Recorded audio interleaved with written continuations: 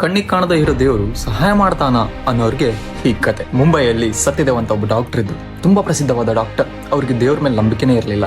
ಜಗತ್ತಿನಲ್ಲಿ ಯಾವುದೇ ರೋಗ ಇದ್ರೂ ಅವರು ಈಸಿಯಾಗಿ ಅದನ್ನು ಗುಣಮುಖ ಮಾಡಿಬಿಡ್ತಿದ್ರು. ಅವ್ರ ಅಪಾಯಿಂಟ್ಮೆಂಟ್ ಸಿಗಬೇಕಂದ್ರೆ ಮಿನಿಮಮ್ 3 ತಿಂಗಳು ಆಗ್ತಾ ಇತ್ತು. ಅಂತ ಪ್ರಸಿದ್ಧವಾದಂಥ ಡಾಕ್ಟರ್ ಒಂದ್ ದಿವಸ ಸತ್ಯದೇವ್ ಡಾಕ್ಟರ್ಗೆ ಅವ್ರ ತಾಯಿ ನೆನಪಾಗ್ತಾರೆ. ತುಂಬಾ ವರ್ಷಗಳಾಯಿತು ತಾಯಿನ ಮೀಟ್ ಆಗಿ ಅಂದ್ಕೊಂಡು ಅವ್ರ ಊರಿಗೆ ಹೋಗಲು ಅವ್ರ ಪ್ರಯಾಣ ಬೆಳೆಸ್ತಾರೆ.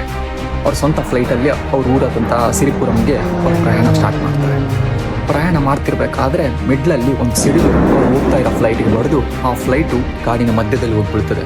ಆ ಫ್ಲೈಟ್ ಅಷ್ಟು ಕ್ರಾಶ್ ಆದ್ರೂ ಇಲ್ಲಿ ಆಶ್ಚರ್ಯ ಸಂಗತಿ ಏನಂದ್ರೆ ಸತ್ಯದೇವ್ ಡಾಕ್ಟರ್ಗೆ ಒಂದೇ ಒಂದು ಗಾಯ ಕೂಡ ಆಗಿರೋದಿಲ್ಲ. ಸತ್ಯದೇವ್ಗೆ ಶಾಕ್ ಆಗುತ್ತೆ. ಒಂದು ಮಳೆ ಇಲ್ಲ, ಗಾಳಿ ಇಲ್ಲ, ಸಿಡಿಲೇ ಬೆಳೀತು. ಆ ಕಾಡಿನ ಮಧ್ಯದಲ್ಲಿ ಒಂದು ಸಿಗ್ನಲ್ ಕೂಡ ಬರ್ತಾ ಇರಲ್ಲ. ಎಲ್ಲಿ ನೋಡಿದ್ರು ದಟ್ಟ ಅರಣ್ಯ. ತಿರುಗಿ ತುಂಬಾ ಹಸುವಾಗುತ್ತೆ. ಆಗ ಸತ್ಯದೇವ್ಗೆ ಒಂದು ಮನೆ ಕಾಣುತ್ತೆ. ಆ ಮನೆ ಹತ್ರ ಹೋದ್ರೆ ಅಲ್ಲಿ ಒಬ್ಬ ಅಜ್ಜಿ ವಿಷ್ಣು ಮೂರ್ತಿ ಪಕ್ಕ ಕುಂತಿರ್ತಾಳೆ. ಆ ಅಜ್ಜಿ ಪಕ್ಕ ಒಬ್ಬ ಹುಡುಗ ಮಲಗಿರ್ತಾನೆ. ಆಗ ಸತ್ಯದೇವ್ ಅಲ್ಲಿಗೆ ಹೋಗಿ ಆ ಅಜ್ಜಿ ಹತ್ರ ನನಗೆ ತುಂಬಾ ಹಸುವಾಗ್ತಿದೆ, ಏನಾದ್ರೂ ಊಟಕ್ಕಿದ್ರೆ ಕೊಡಿ ಅಂತ ಕೇಳಿದಾಗ ಆ ಅಜ್ಜಿ ತನಗಿದ್ದಂತಹ ಗಂಜಿ ಊಟವನ್ನ ಆಗ ಸತ್ಯದೇವ್ ಕೊಡ್ತಾಳೆ. ಸತ್ಯದೇವ್ ಆ ಗಂಜಿ ಅನ್ನನ ಕೇವಲ 10 ಸೆಕೆಂಡ್ನಲ್ಲಿ ತಿಂದ್ಬಿಡ್ತಾರೆ. ಹೇಗಾದ್ರೂ ಮಾಡಿ ಆ ಅಜ್ಜಿ ಋಣನ ತೀರಿಸ್ಬೇಕಂತ ಸತ್ಯದೇವ್ ಅಜ್ಜಿ ಹತ್ರ ಹೋಗಿ ಆ ವಿಷ್ಣು ಮೂರ್ತಿ ಹತ್ರ ನೀವೇನ್ ಬೇಡ್ಕೊಳ್ತಾ ಇದ್ದೀರ ಅಂತ ಕೇಳ್ತಾರೆ. ಆಗ ಅಜ್ಜಿ ಹೇಳ್ತಾರೆ, ನನ್ನ ಮೊಮ್ಮಗ 6 ತಿಂಗಳಿಂದ ಒಂದು ಕಾಯಿಲೆಯಿಂದ ಬಳಲ್ತಾ ಇದ್ದಾನೆ. ಆ ಕಾಯಿಲೆ ಪಟ್ಟಣದಲ್ಲಿ ಎಷ್ಟು ತೋರಿಸಿದ್ರು ಗುಣಮುಖ ಆಗ್ತಾ ಇಲ್ಲ. ಯಾವ ಡಾಕ್ಟರ್ಗೂ ಅದು ಏನ್ ರೋಗ ಅಂತ ಗೊತ್ತಾಗ್ತಾ ಇಲ್ಲ. ಆದ್ರೆ ಎಲ್ಲಾ ಡಾಕ್ಟರ್ಗಳು ಹೇಳ್ತಾ ಇದ್ದಾರೆ ಅದನ್ನು ಗುಣಪಡಿಸಲು ಮುಂಬೈಲಿರೋ ಒಬ್ಬ ಸತ್ಯದೇವ್ ಅಂತ ಡಾಕ್ಟರ್ಗೆ ಮಾತ್ರ ಸಾಧ್ಯ.